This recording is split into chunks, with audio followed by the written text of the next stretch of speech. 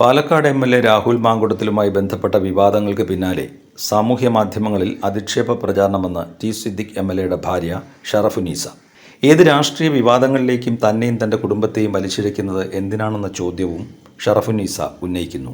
വ്യാഴാഴ്ച ഫേസ്ബുക്കിൽ പങ്കുവച്ച പോസ്റ്റിലാണ് ഷറഫുന്നീസയുടെ പ്രതികരണം.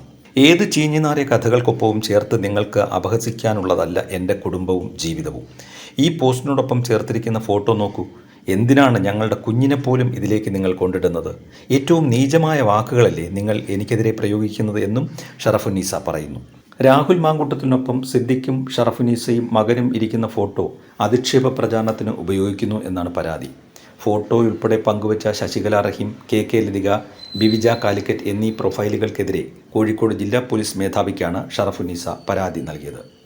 പോസ്റ്റിൻ്റെ പൂർണ്ണരൂപം ഇങ്ങനെയാണ്: ഞാനും എൻ്റെ കുടുംബവും ഏത് രാഷ്ട്രീയ വിവാദങ്ങളിലേക്കും വലിച്ചിഴക്കപ്പെടുന്നത് എന്തിനാണ്? വിവാഹമോചനവും പുതിയ പങ്കാളി ഉണ്ടാകുന്നതും എൻ്റെ ജീവിതത്തിൽ മാത്രം സംഭവിച്ച കാര്യമാണോ? യോജിക്കാൻ കഴിയാതെ വരുന്ന സാഹചര്യത്തിൽ ബന്ധം പിരിയുന്നത് ഞങ്ങളുടെ ജീവിതത്തിൽ മാത്രമാണോ?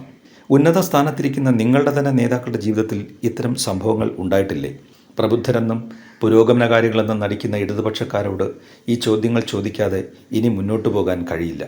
ഏത് ചീഞ്ഞുനാറിയ കഥകൾക്കൊപ്പവും ചേർത്ത് നിങ്ങൾക്ക് അപഹസിക്കാനുള്ളതല്ല എൻ്റെ കുടുംബവും ജീവിതവും. ഈ പോസ്റ്റിനോടൊപ്പം ചേർത്തിരിക്കുന്ന ഫോട്ടോ നോക്കൂ. എന്തിനാണ് ഞങ്ങളുടെ കുഞ്ഞിനെപ്പോലും ഇതിലേക്ക് നിങ്ങൾ കൊണ്ടിടുന്നത്?